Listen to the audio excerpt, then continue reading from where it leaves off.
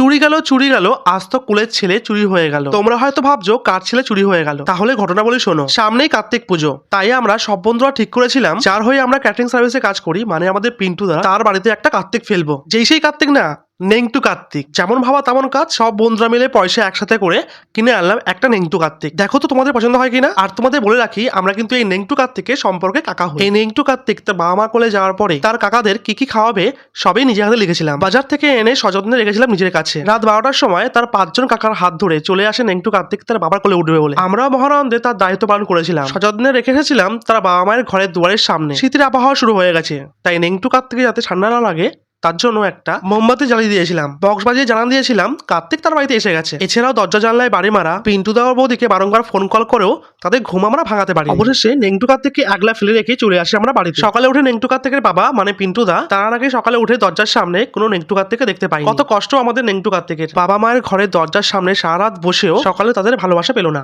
তাহলে প্রশ্ন হচ্ছে নেংটু কার্তিক কোথায় গেল? তাকে কি শয়তানি করে তার ঠাম্মাটা তো সরিয়ে ফেলেছে, নাকি নেংটু কার্তিকের বাবা মা কাকাদের ভালো মন্দ খাওয়াতে হয় বলে লুকিয়ে রেখে দিয়েছে? বন্ধুরা তোমরা কমেন্ট করে বলো তো এর মধ্যে কোনটা হতে পারে।